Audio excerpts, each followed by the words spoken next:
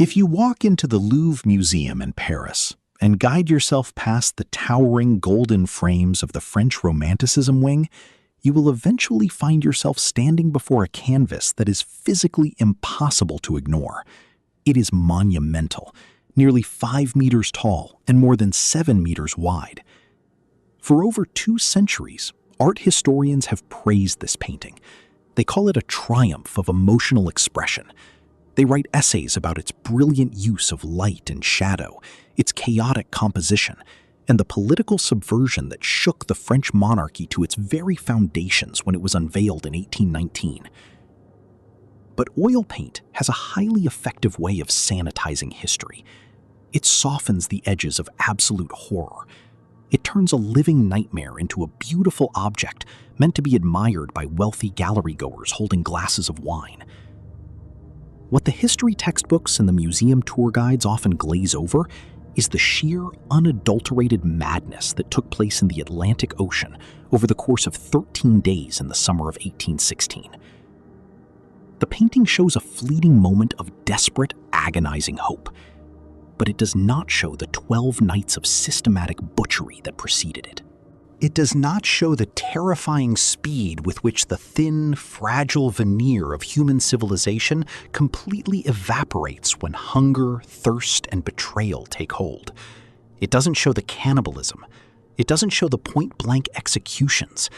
It doesn't show the absolute degradation of the human soul. This is not just the story of a tragic shipwreck. This is a cold, investigative autopsy of a massive historical crime. A crime committed by a corrupt, incompetent elite against the very men they were sworn to protect and lead. Today, we go beyond the brushstrokes. We step onto a hastily constructed wooden platform measuring just 20 meters by 7 meters. A floating stage where 147 human beings were dumped into the ocean and left to tear each other to pieces. By the time salvation finally arrived, only 15 men were left alive. And what they did to survive will make you question the very nature of humanity.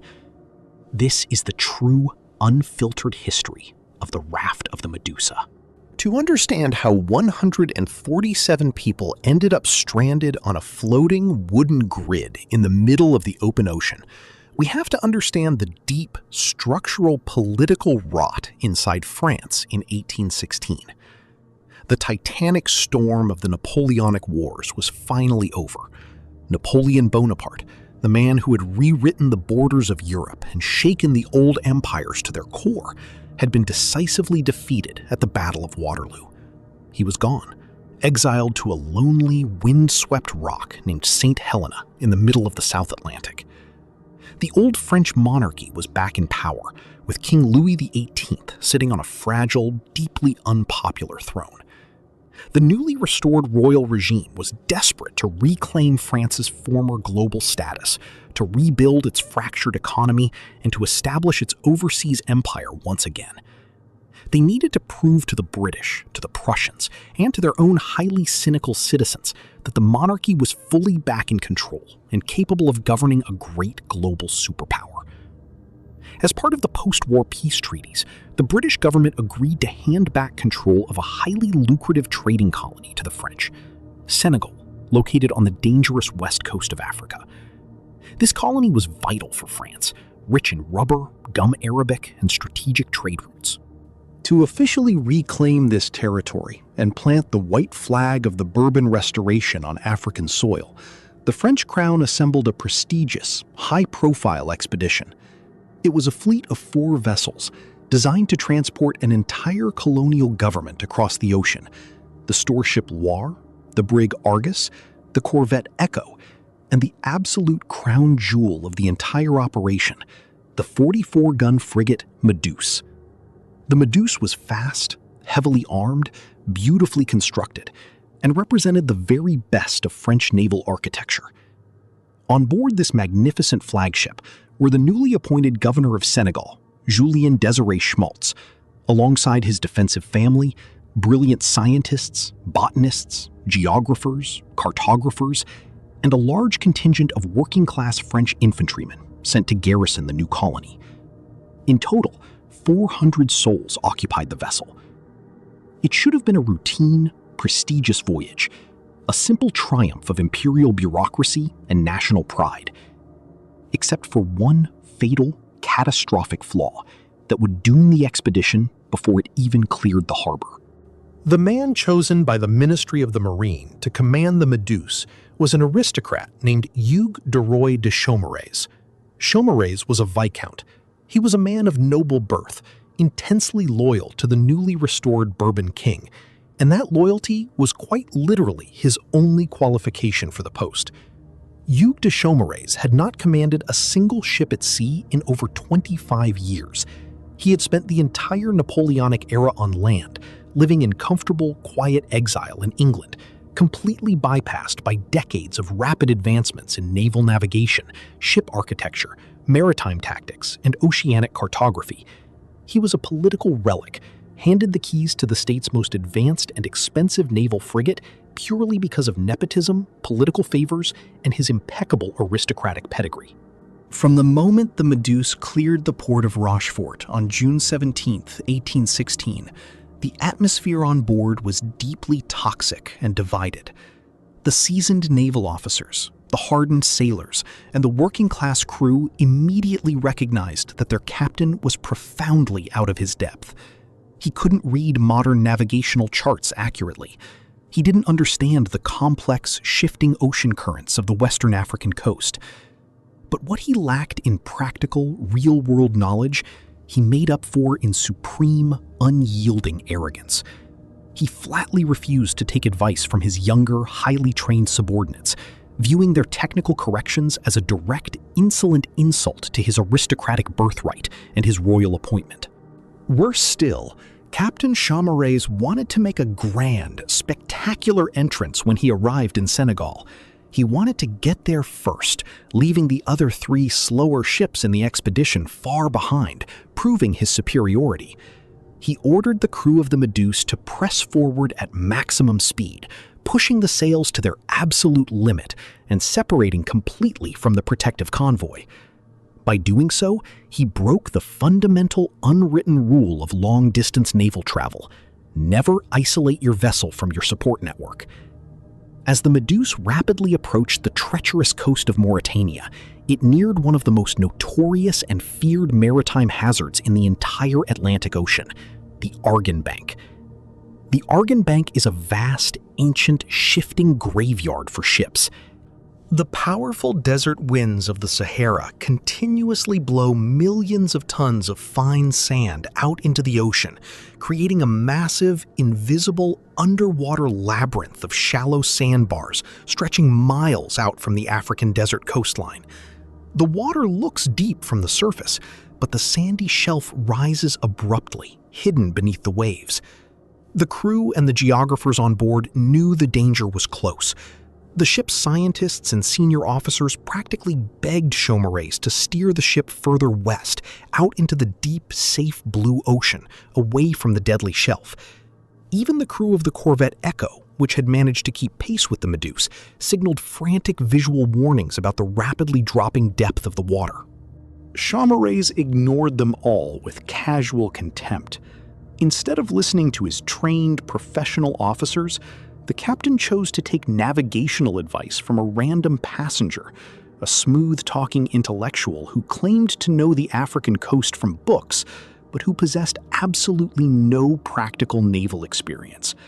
It was a recipe for an unmitigated disaster. On the afternoon of July 2nd, 1816, the sea changed color. The deep, safe blue of the open ocean faded into a sickening pale yellow-green, choked with sand. White foam began to break violently on the horizon. Any novice sailor would have recognized the signs instantly. The ship was entering the shallows. The lead line was thrown over the side to check the depth. The measurement came back, 18 fathoms. Then, moments later, 6 fathoms. The massive ship was flying over an underwater desert at full sail. The junior officers cried out to turn the ship about, to cast off the sails, to reverse the momentum before it was too late. Shameful finally panicked, realizing the gravity of his idiocy, and began barking out contradictory, terrified orders to the helmsman. But it was too late. At exactly 3:15 p.m., the 44-gun frigate Méduse, traveling at a lethal speed, slammed directly into the Argon bank. The impact shook the vessel from bow to stern. Mast lines snapped like twigs, and sails tore open. The hull groaned under the sudden, violent deceleration as the hard sandbars locked the great ship in an icy, immovable grip. The pride of the French Navy was stranded, and the nightmare was about to begin. Initially, the situation on the sandbar was not entirely hopeless. The hull was still intact, and no major leaks had formed yet. If the captain could lighten the ship by ordering the heavy iron cannons, extra barrels of gunpowder, and non-essential cargo to be thrown overboard into the sea, there was a strong, mathematically proven chance the Méduse could float free with the next high tide. But Governor Schmaltz, terrified of losing his precious colonial gold, official government documents, and personal luxury furniture, refused to allow the ship's cargo to be jettisoned. Shameful, completely submissive to the governor's high social status and political connection, agreed to this madness. For 2 days, the crew tried half-hearted, ineffective measures to free the ship, while the valuable time slipped away. Then, the weather turned violent. A massive Atlantic storm slammed into the stranded vessel. The heavy, towering waves lifted the immobile hull and repeatedly smashed it back down onto the hard, unforgiving sandbar. The rudder snapped off with a sickening crack, and water began pouring into the lower holds. The ship's spine was officially broken. The Méduse was going down, and everyone on board knew it. Now, a new crisis emerged, a mathematical crisis of human survival. The Méduse carried roughly 400 people, but the ship's complement of lifeboats could only hold a maximum of 250 people. There was a deficit of 150 souls who had no place in the boats. In a well-disciplined navy, a captain would organize a systematic evacuation, prioritizing the vulnerable or enforcing a strict lottery system. But discipline on the Méduse had died the moment the ship hit the sandbar. A plan was hatched in secret by the elite passengers, the governor and the captain. A plan that was as brilliant as it was deeply sinister. The captain, the governor, their families, and the high-ranking officers would take the 6 functional, comfortable lifeboats. They would be well provisioned with fresh water, fine wine, biscuits, and map coordinates. For the remaining 147 individuals, mostly low-ranking infantrymen, working-class sailors, a few lower-class colonial workers, and one single woman, they would build a machine of survival. They would construct a massive wooden raft out of the ship's materials. The engineers lashed together spare topmasts, yards, and heavy planks using thick hemp ropes. The structure they created was huge, roughly 20 meters long and 7 meters wide. The plan presented to the crew was simple, logical, and deeply reassuring.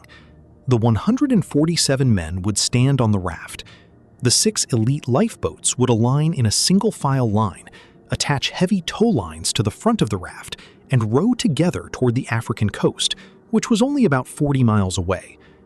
It sounded like an act of profound imperial solidarity, a heroic effort to save everyone. In reality, it was nothing but a calculated lie designed to prevent a violent, immediate mutiny by the armed soldiers on board, who would have otherwise fought for a place in the lifeboats. On the morning of July 5, the evacuation began. The transition from the ship to the raft was a scene of pure, unmanaged chaos, shouting, and fear. As the 147 men stepped onto the raft, the laws of physics asserted themselves brutally. The raft was not a solid boat. It was a porous, flexible grid of wood. Under the weight of nearly 150 adult men, the platform sank. It didn't just dip into the water. It submerged. The men found themselves standing in the open Atlantic Ocean, the freezing water reaching up to their knees, and in some areas up to their waists. They were packed so tightly against one another that it was physically impossible to move an arm or turn around without striking the man next to you. If anyone slipped or lost their footing on the slimy wood, they were instantly trampled by the crowded mass of people. The panic on the raft was instantaneous and electric. Men began to fight just to get toward the center, where the wood floated slightly higher out of the water. But the officers in the safe, dry lifeboats yelled down to them, telling them to remain calm, pointing to the heavy hemp ropes connecting the lifeboats to the front of the raft. "We will pull you to safety. Keep your positions," they promised across the water. The lifeboats began to row. The line of boats strained against the massive, submerged weight of the raft. Progress was agonizingly slow. The raft acted like a giant sea anchor, plowing deep through the waves rather than gliding over them. Then, the ocean began to get rougher as they moved away from the sandbar. The lifeboats began to drift, their oars tangling in the rising swell. In the lead boat, Governor Schmaltz looked back at the monstrous platform of drowning, screaming men dragging behind them. He looked at the rising waves, then looked toward the distant horizon. He realized that pulling this raft meant they might not reach the coast for days, risking their own survival, their water, and their food. What happened next is the exact focal point of the entire tragedy. Without warning, someone in the lifeboats let go of the rope. To this day, historians debate whether the rope was cut intentionally with a sailor's knife on the captain's orders or cast off in a collective, spontaneous moment of sheer cowardice. But the result was identical. Captain Chaumareys and Governor Schmaltz watched the heavy towline drop into the sea. They did not turn back to pick it up. They did not try to reattach the lines. They completely ignored the desperate, screaming cries of the 147 men behind them. Instead, the sailors in the lifeboats bent their backs and rowed away with furious, panicked speed, refusing to look behind them. They abandoned the raft. They left 147 human beings stranded on a submerged wooden deck in the open ocean with no oars, no sail, no rudder, and absolutely no way to steer themselves to land. On the raft, a collective, horrific silence fell over the crew as they watched the white sails of their officers vanish over the curved horizon. They had been left to die by their own leaders. And on that floating platform of wood, they had only enough food for one single day and no way to navigate. As night fell on July 5th, 1816, the ocean decided to show the men on the raft the true meaning of isolation and terror. A powerful storm rolled in, bringing with it massive, dark waves that crashed completely over the flat platform. Because the raft had no sides, no railings, and no protection whatsoever, the men were entirely exposed to the full, crushing force of the Atlantic. The only way to avoid being washed away into the black water was to fight toward the center of the raft, or to hold on to the heavy ropes that lashed the timbers together until their hands bled. But there wasn't enough room in the center for everyone. A brutal, silent war broke out in the dark. Men pushed, shoved, and fought their own comrades just to take one step away from the lethal edges of the raft, where the sharks were waiting. The water was so high that many men, exhausted from standing for hours, simply lost their grip and slipped silently into the black abyss without a sound. Worse still, the raft was highly flexible. As the massive waves lifted the platform, the heavy wooden timbers shifted, expanded, and slid against one another. Men's feet and legs became trapped in the narrow gaps between the moving logs.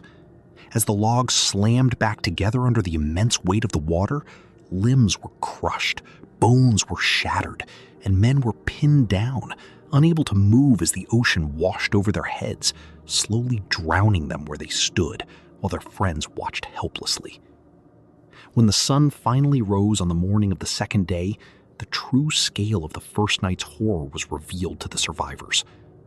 The ocean had performed a brutal, merciless cleansing. The crowd of 147 had been drastically reduced. 20 men were completely gone, swallowed by the ocean during the night. Another dozen lay dead on the timbers, their legs crushed and bodies mangled by the shifting wood, their eyes staring blankly at the sky. But the survivors didn't have time to mourn or process the loss. The sun was rising, the temperature was soaring, and the fresh water was already gone. The psychological descent was about to accelerate at a terrifying speed, and the thin veneer of civilization was about to crack open, revealing the monsters hidden within. If the first night on the raft of the Méduse was a desperate, exhausting battle against the unyielding forces of nature, the second night would mutate into something far worse. It would become a terrifying, systematic descent into pure, primal savagery, proving to the world how quickly human morality disintegrates when survival becomes a calculation of hours. To understand the explosion of violence that shattered the second night, one must first look at the psychological and physical torture the men endured during the grueling daylight hours of July 6, 1816. When the sun rose on that second morning, it brought no relief, only a different form of agony. The powerful Atlantic storm that had battered them all night long finally receded, replaced by a still, heavy, and suffocating atmosphere. The tropical sun climbed high into a cloudless, sleet gray sky, beating down on the open ocean with merciless, weaponized intensity. For the men trapped on the porous wooden platform, there was absolutely no shade, no shelter, and no escape from the blistering heat. The salt water that continuously washed over the edges of the raft dried almost instantly on their skin under the intense heat. This left a thick, white, crystalline crust of salt that baked directly into their wool uniforms and raw flesh. Within hours, this chemical-like deposit began to cause agonizing, deep, weeping burns across their legs, hips, and torsos, areas that had been submerged in the ocean for over 24 hours. Every movement was a localized torture. Every wave that splashed against their raw skin felt like liquid fire. Worse than the physical burns was the driving, hallucination-inducing madness of thirst. The men had not processed a single drop of fresh water since stepping onto the raft. The small supply of liquids that had been hastily thrown onto the platform before the evacuation did not contain water at all. Instead, it consisted almost entirely of several large barrels of heavy wine and a few sacks of flour that had already been ruined and soaked by the sea. Desperate to cool their parched, swollen throats and escape the suffocating dryness in their mouths, the soldiers and sailors began to drink the wine as if it were water. They gathered around the barrels, using their boots, dirty hats, and cupped hands to scoop up the alcohol. But consuming heavy, unwatered wine under a burning tropical sun on an empty stomach is a medical catastrophe. Instead of hydrating their bodies, the alcohol accelerated their internal dehydration, amplified their body heat, and completely unlocked their deepest, darkest behavioral inhibitions. By mid-afternoon, the collective mind of the raft was rotting from intoxication and heat stroke. It was during these suffocating afternoon hours that the fragile social structure of the raft began to violently fracture along structural lines of class, military rank, and nationality. The 147 individuals crowded onto the timber grid were not a cohesive unit. They were a volatile, deeply divided hierarchy. At the literal and metaphorical center of the raft stood a small, insular group of educated, upper-class men.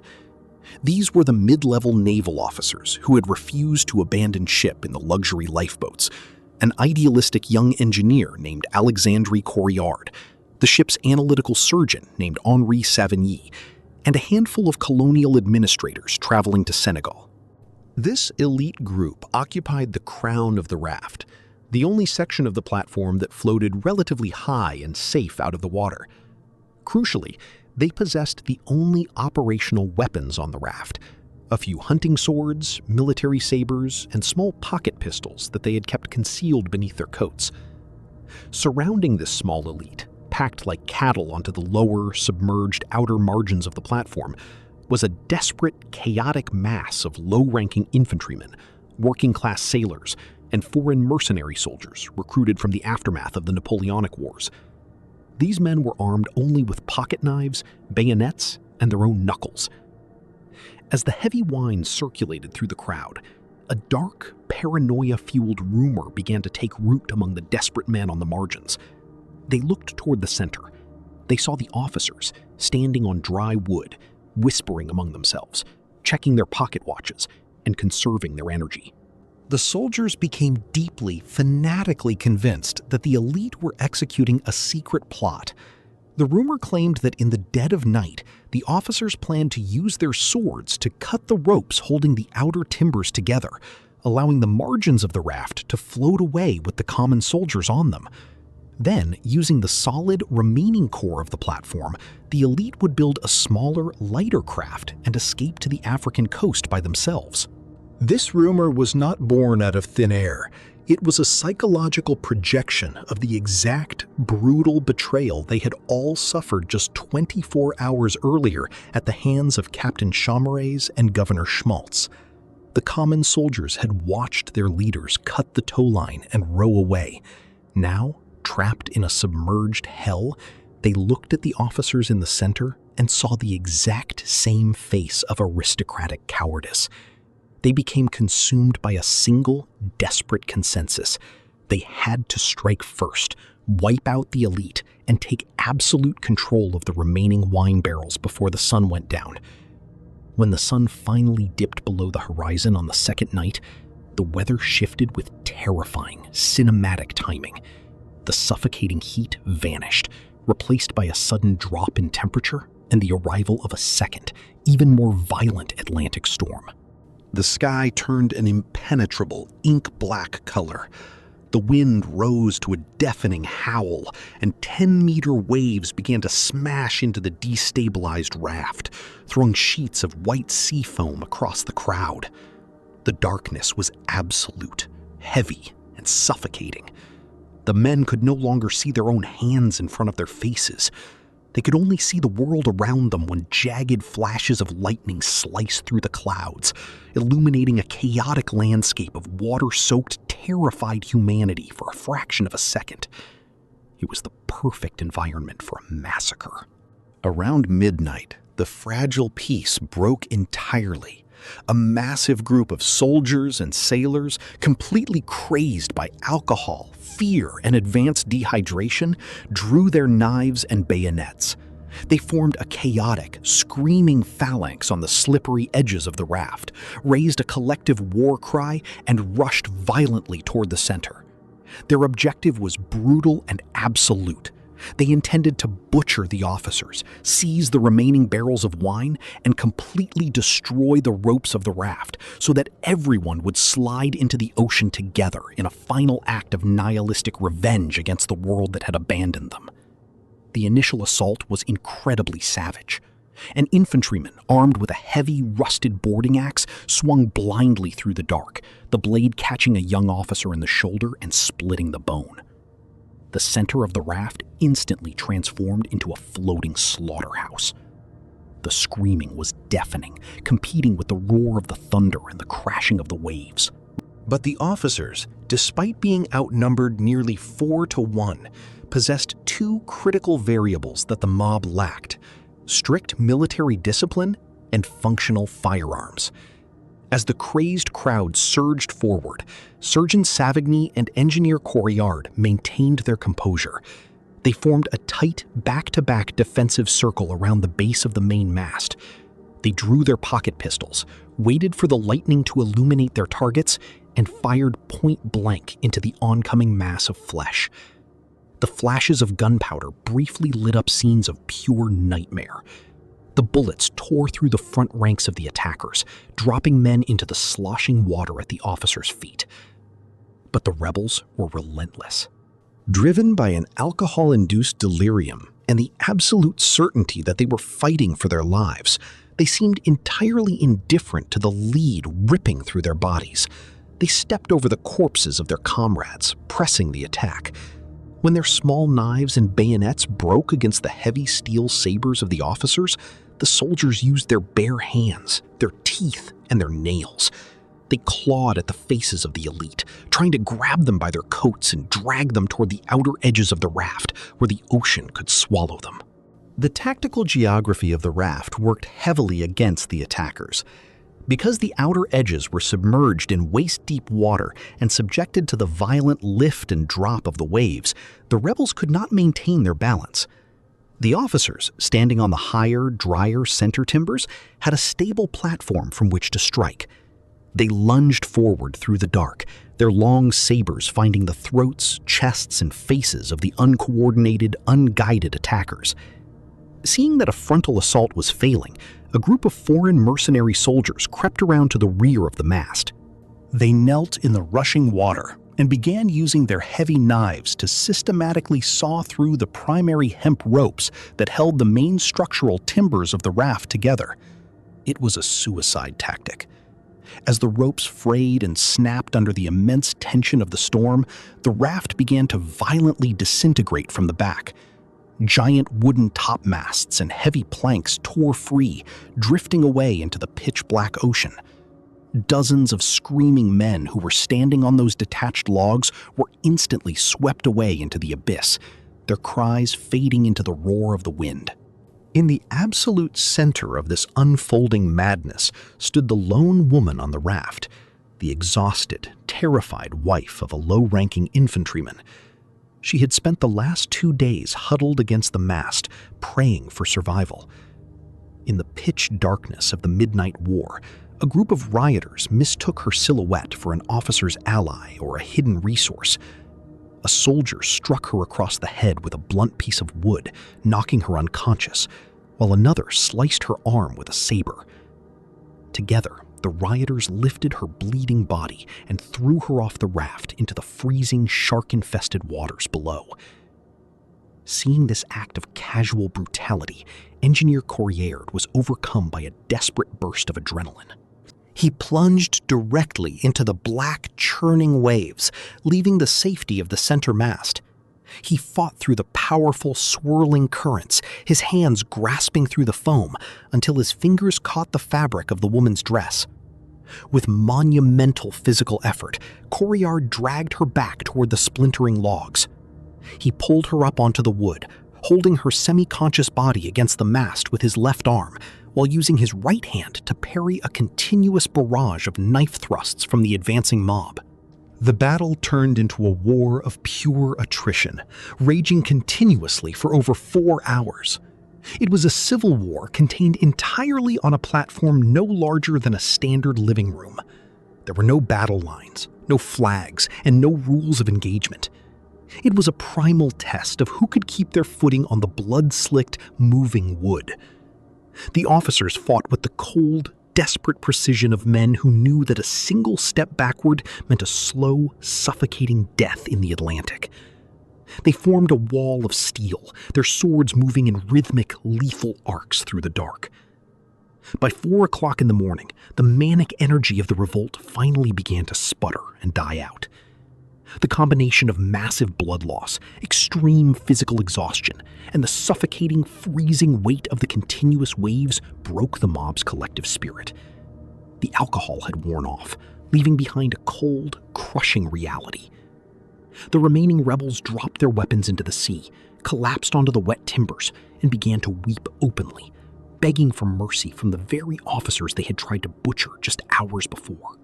When the pale, sickly gray light of dawn finally broke on the morning of July 7, the survivors looked around at the true cost of their midnight war. The sight was so grotesque that even the battle-hardened veterans of the European wars turned their heads away in shame. The raft was completely covered in a deep, viscous red glaze of human blood that refused to wash away, dried into the grain of the wood by the rising sea salt. More than 60 human bodies lay piled on top of one another in horrific, tangled heaps. Some were wedged deeply into the gaping cracks of the broken structure, their limbs snapped by the moving timbers. Others floated face down in the water directly alongside the logs, held close to the raft by the tangled remnants of the frayed ropes. Over half of the entire population of the raft had been completely annihilated in a single night of domestic slaughter. Out of the 147 individuals who had stepped onto the wood just 48 hours earlier, only about 60 remained alive, and those who had survived were barely recognizable as human beings. Most of them were severely wounded, their bodies covered in deep, open saber gashes, severed fingers, missing ears, and shattered bones. The remaining logs of the raft were loose, floating independently, held together only by a few strands of frayed rope that groaned and threatened to snap under the weight of the next minor wave. The officers had won the battle for the center of the raft. They had preserved their lives, their authority, and their weapons. But as they stood in the silent morning light, staring out at the vast, empty, beautiful horizon of the Atlantic Ocean, they realized their victory was completely hollow. They were completely alone. They still had no food. They still had no fresh water. The sun was rising again. The heat was returning. And the primal, monstrous urge to stay alive was about to force them to cross a line from which no human civilization can ever return. With the arrival of the third morning on the raft of the Méduse, the 60 remaining survivors entered a new, uncharted territory of human suffering. They passed through an invisible threshold, leaving behind the realm of a tragic naval disaster and entering a zone where extreme physical deprivation began to systematically re-engineer the human brain. The men left alive on the splintered, blood-soaked platform were no longer a cohesive military unit, a crew, or even a recognizable social hierarchy. They were merely a collection of dying, desperate organisms trapped on a disintegrating wooden cage, floating aimlessly in an indifferent ocean. The violence of the previous night had thinned their numbers, but it had not solved the fundamental mathematical equation of their doom. They still had absolutely no food, no fresh water, and no way to steer the raft toward the African coast. The heat of the third day, July 7th, 1816, was even more intense and oppressive than the day before. As the sun crested the horizon, it sat in the cloudless sky like a burning, unblinking eye. It immediately began to bake the raft, drying the deep pools of blood from the previous night's massacre into a hard, black, flaky crust that coated the massive timber logs. The smell of the platform became horrific.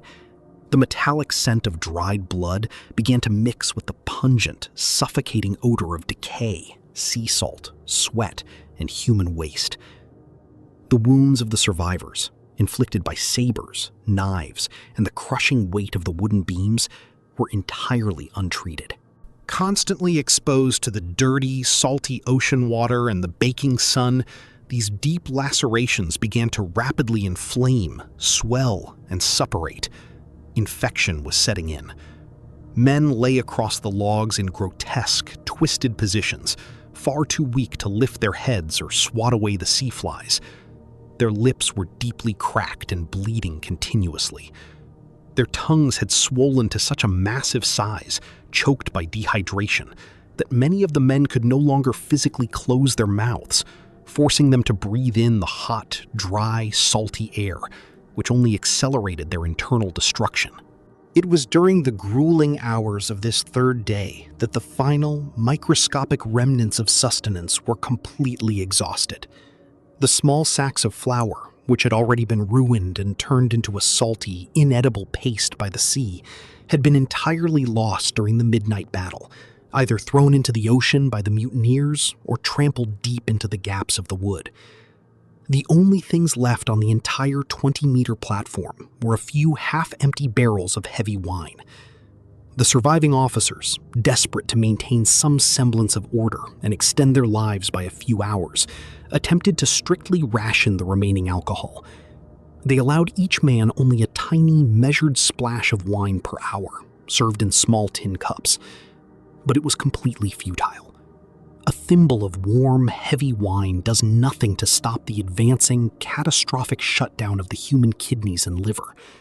If anything, the alcohol only served to further dry out their tissues and severely destabilize their already fragile mental states. By the late afternoon of the third day, the psychological breakdown of the crew reached a critical, uncontrollable mass. The combination of extreme, advanced dehydration, severe heat stroke, agonizing sunburns, and the lingering, unaddressed trauma of the midnight massacre triggered a wave of widespread collective delirium. The minds of the survivors began to physically shatter under the strain, casting them into a shared, waking nightmare from which they could not wake up. Men began to experience vivid, terrifyingly realistic visual and auditory hallucinations. The brain, starved of water and desperate for relief, began to project comforting, impossible illusions directly into their fields of vision. Some of the younger infantrymen looked down into the dark, swirling blue water of the Atlantic Ocean and did not see an abyss. Instead, they saw the rolling, green, fertile hills of the French countryside. They turned to their dying comrades, their eyes suddenly bright with madness and a serene, deeply unsettling joy. They exclaimed that they could clearly see their family homes, their wives standing in the doorways holding fresh bread, and wide rivers of cold, fresh water flowing just a few feet away over the edge of the raft. "Look!" they would scream, their voices hoarse and raspy. "The village is right there! We are saved! I am going to walk home!" With a peaceful smile on their blistered faces, these men would stand up, step off the edge of the submerged wood, and sink beneath the surface without a single struggle, their bodies pulled down into the freezing depths as they tried to breathe in the ocean. Other men became entirely convinced that they were not on a raft at all, but were still on board the fully functional, luxurious frigate Méduse, sitting in the grand dining hall. They would stagger toward the mainmast in the center of the platform, barking out loud, aggressive orders to invisible servants and waiters. They demanded that luxury meals, roasted meats, hot soups, and chilled bottles of champagne be brought to their tables instantly. When no food magically appeared in their empty hands, they would fly into sudden, violent, uncontrollable rages. They would accuse the men sitting next to them of stealing their rations, throwing weak punches that rarely landed. This madness was not isolated to one or two individuals. It was highly, dangerously contagious. A group of starving sailors would suddenly join in the shared delusion. They would gather around a completely dry, blood-stained patch of wood and go through the meticulous physical motions of cutting, serving, and eating a massive, invisible feast. They chewed on the empty, hot air with such desperate intensity that their jaws popped and their dry gums bled, swallowing nothing but their own saliva and the coppery taste of blood. But the brain's illusions, no matter how powerful, could only mask the brutal physical reality of their bodies for so long. By the morning of the fourth day on the raft, July 8th, 1816, the physical sensation of hunger moved past a simple, nagging craving and mutated into a primal, gnawing, mechanical beast that consumed every single waking thought. The stomach cramps were blinding, causing men to curl into tight, agonizing fetal positions on the hard wood. The survivors were now so physically weak that the vast majority of them could no longer stand on their own 2 feet. Instead, they crawled across the slippery, shifting timbers like reptiles, their fingernails breaking and scraping against the wood. They tried absolutely anything to stop the hollow, echoing pain in their bellies. Men began to systematically destroy their own uniforms in a desperate search for calories. They tore the thick leather straps off their military hats, their belts, and their heavy leather cartouche boxes. They placed these tough, bitter, chemically treated strips of leather into their mouths and chewed on them for hours, grinding their teeth down in a futile attempt to extract some kind of nourishment. They ripped out the inner linings of their boots, swallowing small pieces of dry, dirty cloth and animal hide, which only served to choke them and cause severe intestinal blockages. Some men found temporary, microscopic relief when a small school of flying fish briefly intersected with the raft. A few of the silverfish became trapped in the narrow gaps between the massive wooden logs. The men threw themselves onto the fish like starving animals, crushing them against the wood, tearing them apart with their bare hands and teeth. They swallowed the fish completely raw, choking down the bloody scales, the bones, and the internal organs.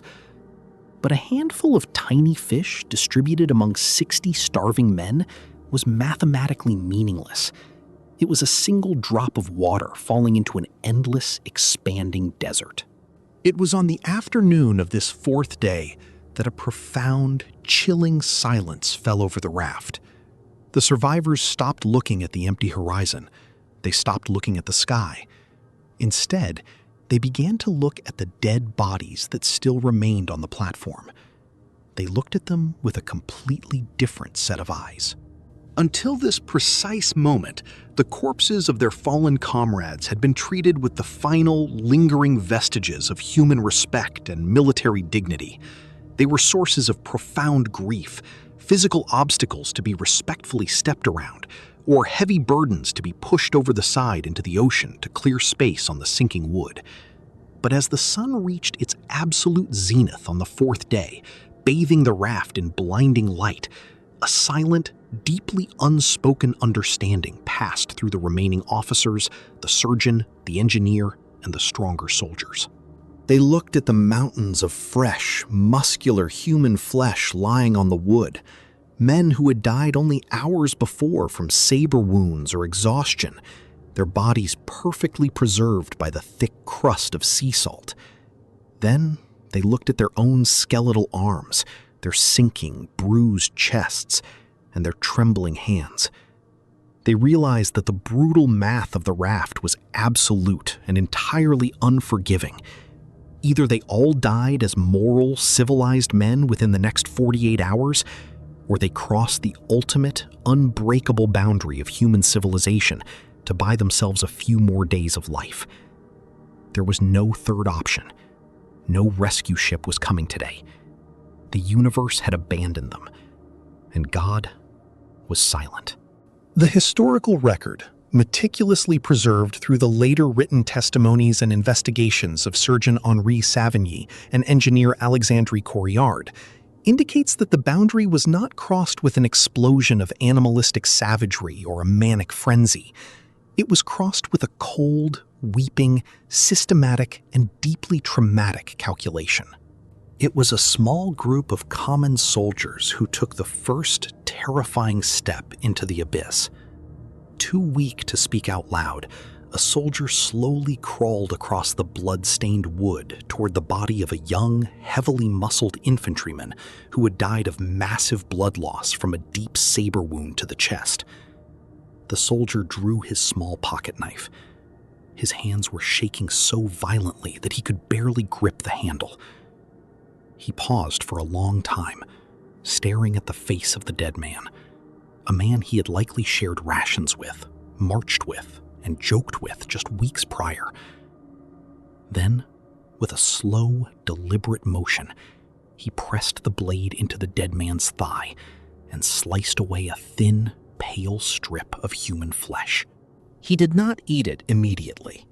The psychological barrier of eating raw human meat straight from a fresh corpse was still too immense to conquer in a single moment. Instead, he laid the small piece of meat out on a dry, elevated section of the timber. He allowed the harsh, tropical sun to bake it, to dry out the blood and cure it with the ambient sea salt. He was performing a psychological trick on his own brain, attempting to make the flesh look less like a piece of a human being and more like a standard strip of preserved, salted military beef jerky. When the meat was dark, leathery, and dry, he finally picked it up, closed his eyes, and put it in his mouth. The ice was broken. The visual sight of one man successfully chewing and swallowing human flesh triggered an immediate, devastating chain reaction across the entire platform. The collective moral dam, already cracked by days of trauma, completely and totally burst. Within an hour, dozens of men were crawling on their hands and knees toward the piles of the dead, their knives and bayonets working methodically through the flesh of the arms, legs, and torsos of their former friends. The most chilling aspect of this horrific event was that it was not confined to the uneducated, desperate soldiers on the margins of the raft. The highly educated elite at the center of the platform, men who had spent their entire lives studying philosophy in Paris, debating international law, and swearing oaths of medical ethics, succumbed to the exact same animalistic loop of survival. Surgeon Savigny himself, the man sworn to heal, later admitted in his reports that he actively joined the feast. He used his cold, analytical medical training to rationalize the horror, analyzing the human meat not as an abominable sin, but as a strict biological necessity.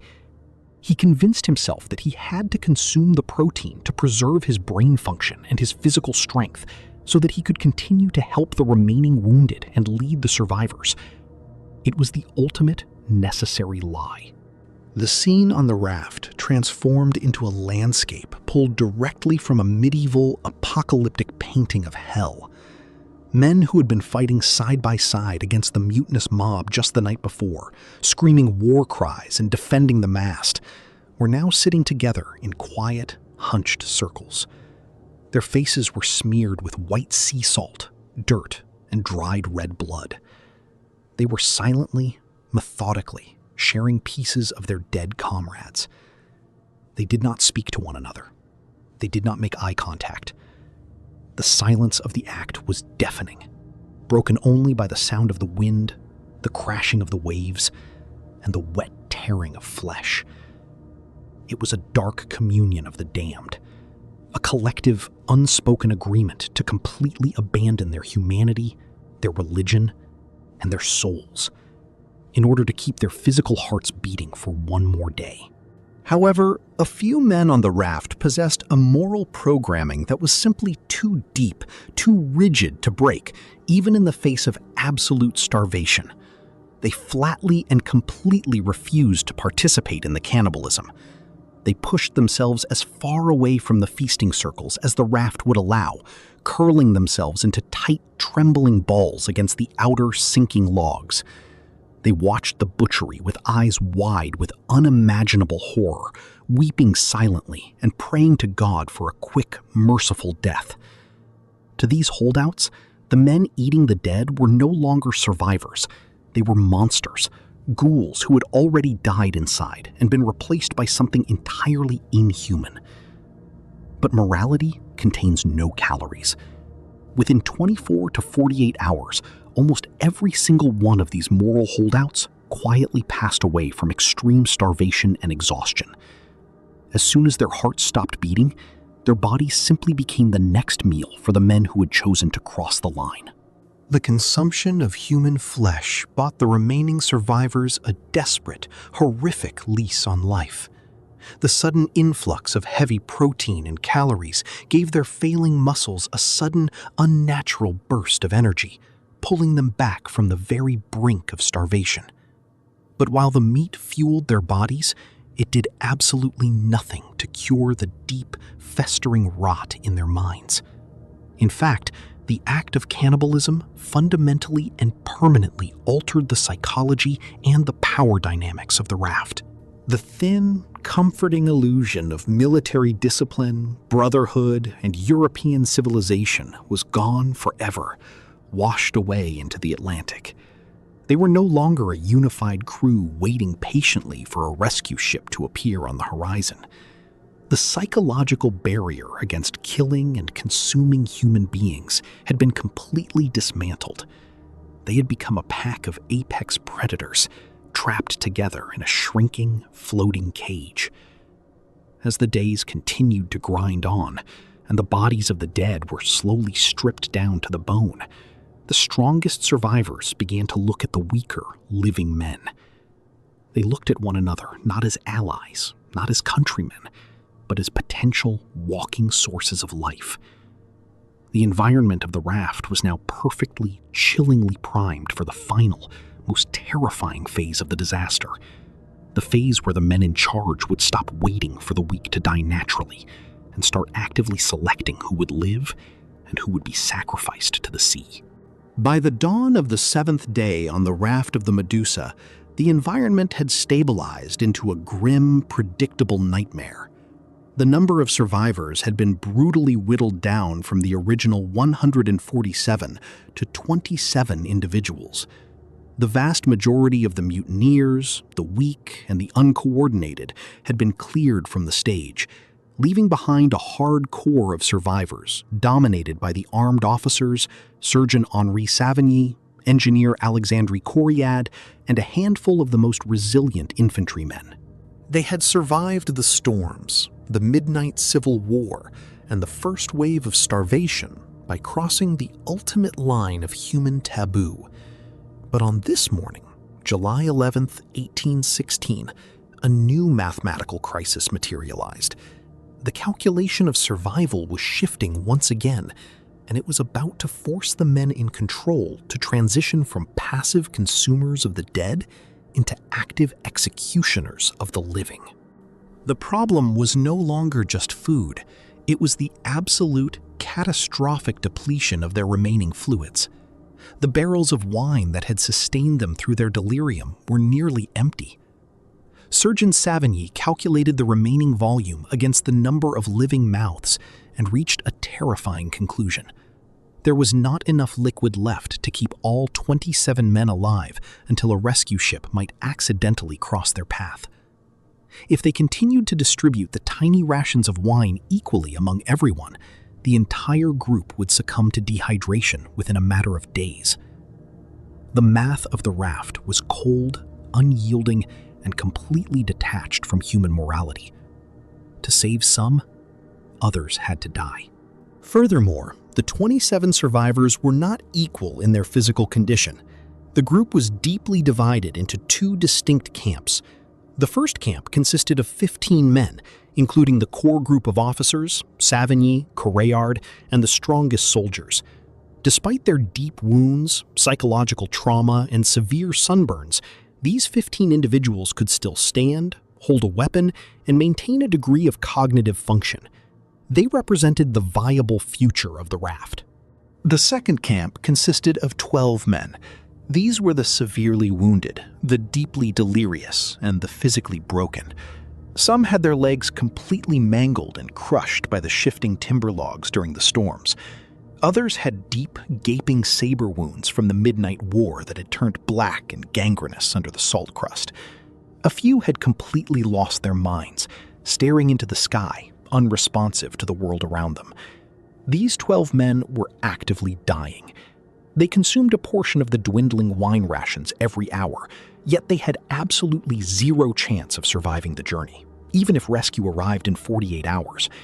They were, in the cold, tactical eyes of the military officers, a waste of precious resources. A secret council was convened at the base of the main mast. The stronger men gathered in a tight circle, their hands resting on the hilts of their sabers, keeping their voices low so the dying men on the margins could not hear them. Surgeon Savigny and the senior officers laid out the reality. To continue feeding the dying meant committing suicide for the entire group. They needed to extend their survival window by at least a week. The only way to do that was to eliminate 12 mouths instantly. The decision was not reached through a fit of rage or a breakdown of discipline. It was executed as a formal, bureaucratic, and chillingly organized military operation.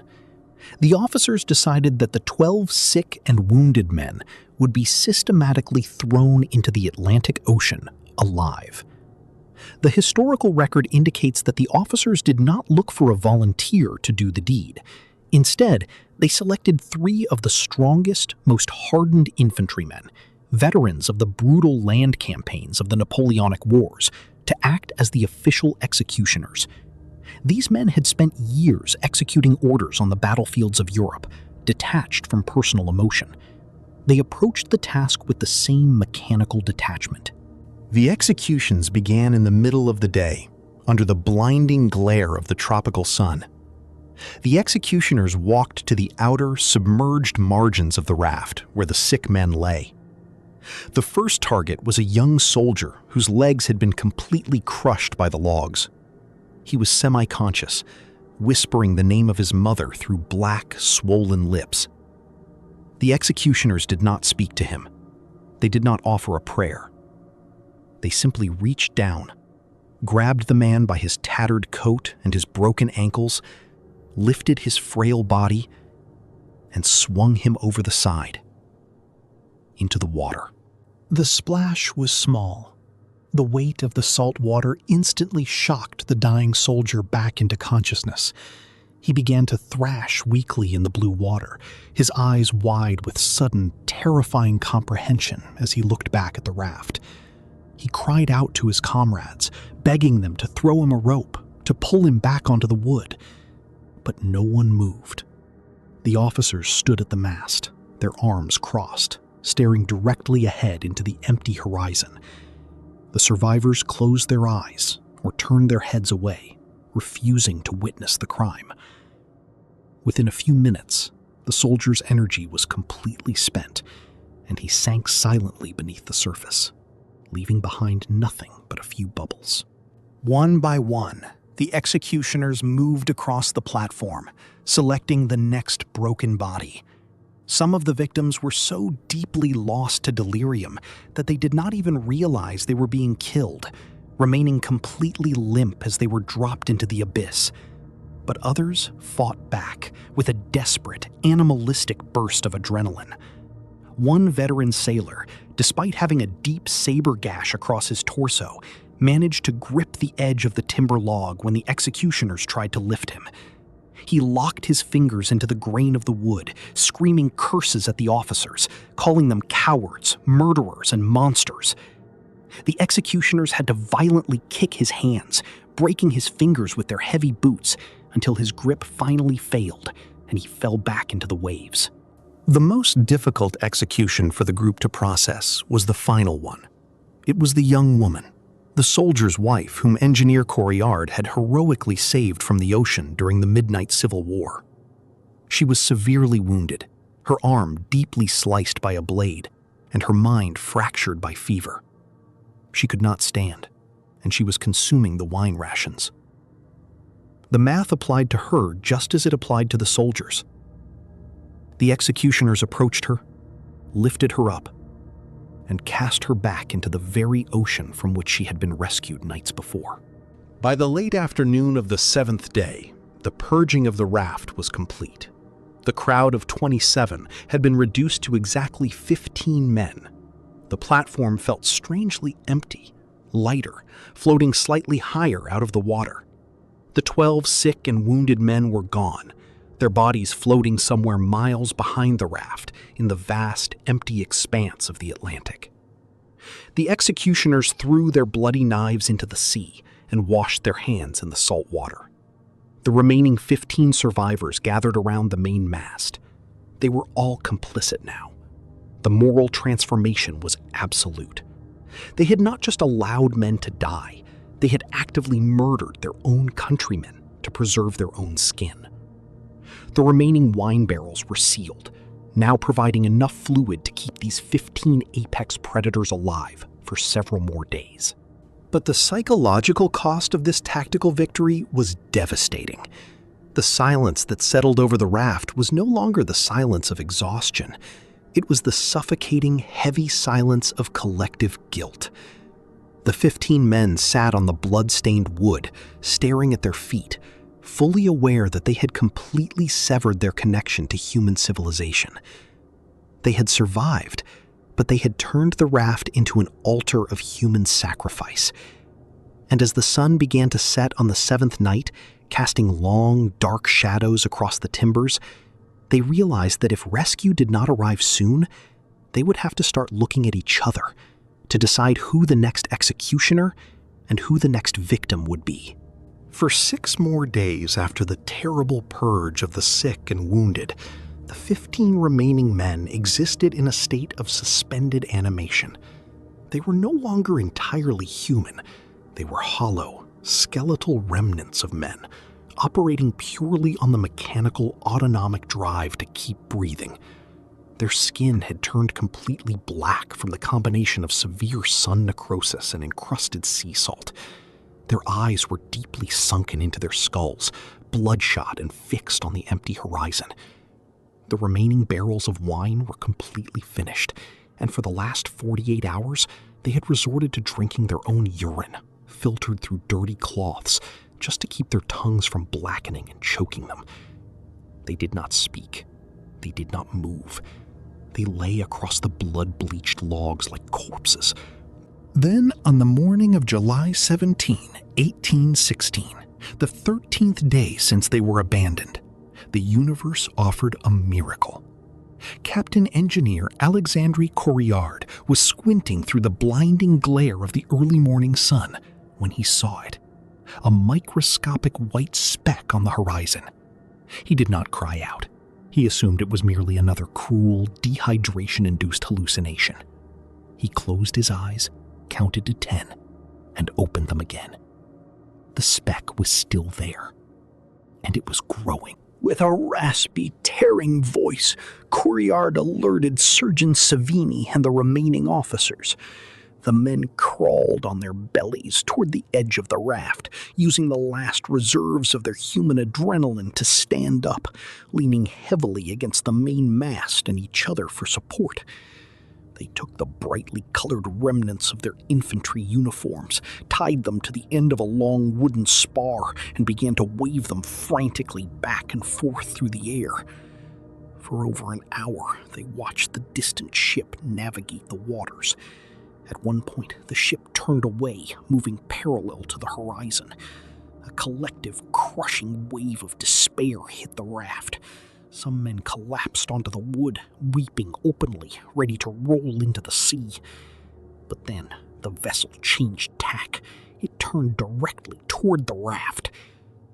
The ship was the Argus, the small, fast brig that had been part of their original 4-ship convoy. It had been sent back by the colonial authorities to look for the missing frigate, and by pure mathematical coincidence, its captain had spotted the floating grid of wood in the vast expanse of the Atlantic. When the Argus finally pulled alongside the raft and dropped its longboats into the water, the rescue sailors were completely paralyzed by what they saw. They had expected to find a platform of dead bodies. Instead, they found 15 living phantoms standing in a landscape of pure nightmare. The wood of the raft was deeply stained with human grease and dried blood. Scattered across the logs were the half-gnawed, sun-dried remnants of human limbs and strips of flesh hanging from the ropes like salted meat. The survivors were too weak to climb into the rescue boats. They had to be lifted like fragile porcelain dolls, their skin peeling off in the hands of the rescue crew.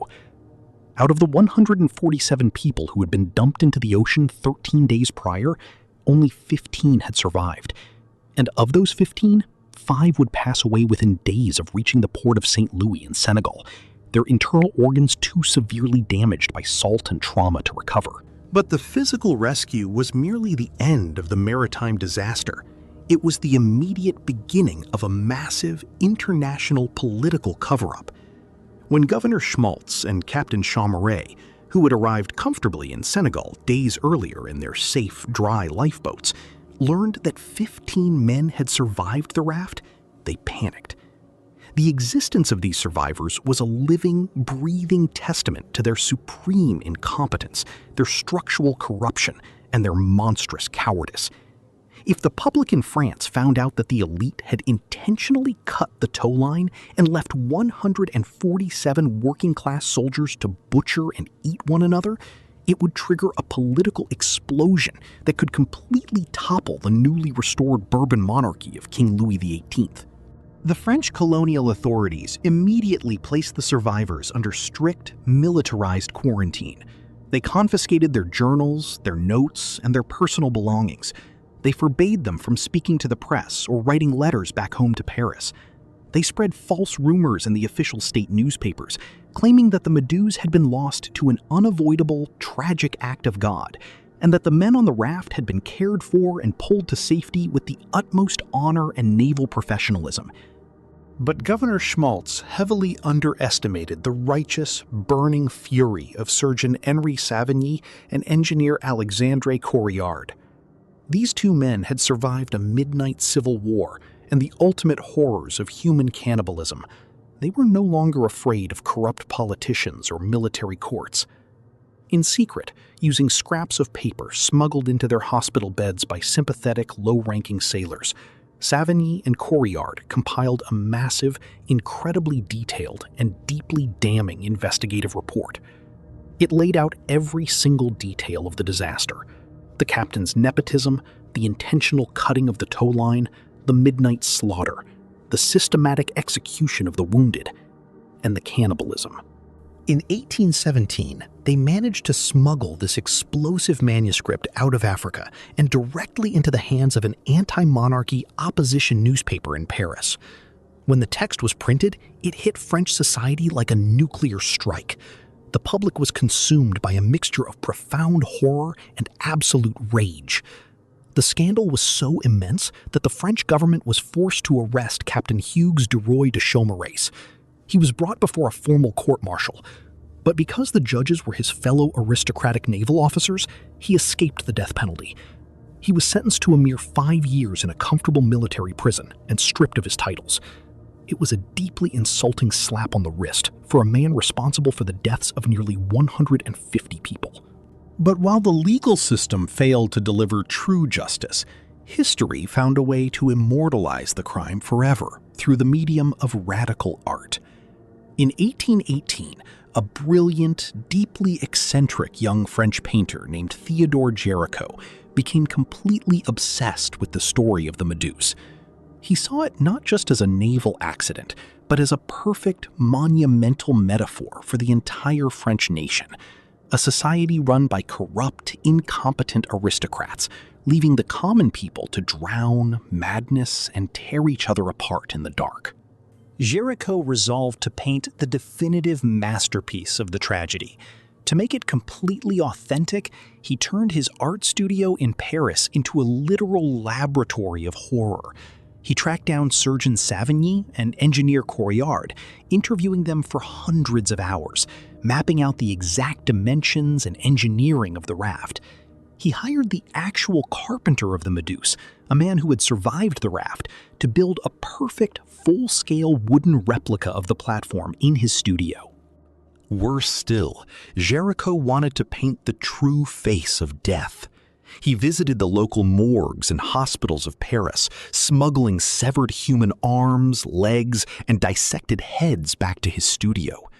He laid these rotting human limbs out on his tables, watching them decompose for weeks under the changing light, training his eye to accurately capture the sickening green-yellow hue of dead skin encrusted with sea salt.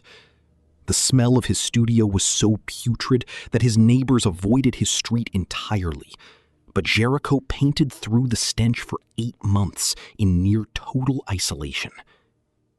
The final result of his madness was unveiled at the Paris Salon of 1819 under the politically safe, sanitized title, A Scene of Shipwreck. But everyone who walked into the gallery knew exactly what they were looking at. It was the raft of the Méduse. The painting captures the exact cinematic moment that we described at the beginning of this final chapter. The 13th morning, the absolute peak of desperation, when the 15 survivors spot the microscopic sail of the Argus on the horizon. Géricault structured the composition as a towering pyramid of human flesh and emotion. At the bottom left, the dead and the dying slide into the green, churning waters of the Atlantic, their bodies modeled directly on the severed limbs from the Paris morgues. In the center, men are pulling one another up from their stupor, pointing toward the horizon. And at the absolute apex of the pyramid stands a black soldier, a nod to the diverse working-class mercenaries who were sacrificed, weaving a red and white cloth into the air, straining every muscle in his back to catch the eye of the distant ship. When King Louis XVIII walked past the massive canvas, he paused, stared at the grotesque, monumental masterpiece for a long time, turned to the artist, and said, "Monsieur Géricault, your shipwreck is certainly no disaster for art." It was a cynical, aristocratic compliment designed to completely bypass the political accusation of the painting. But the king was wrong. The painting was a disaster for the monarchy. It ensured that the crime committed on the Argyon Bank could never be buried in a government archive or forgotten by history. For over 200 years, those brushstrokes have preserved the raw, unfiltered truth of those 13 days of madness. It stands today in the Louvre as a permanent, immortal warning to the world. A warning of how quickly the thin, elegant lacquer of human civilization melts away when the leaders abandon their duty, leaving the common man stranded on a floating stage of wood, where the choice is reduced to a cold, mathematical calculation. Become the executioner, become the consumer, or slide quietly beneath the indifferent waves.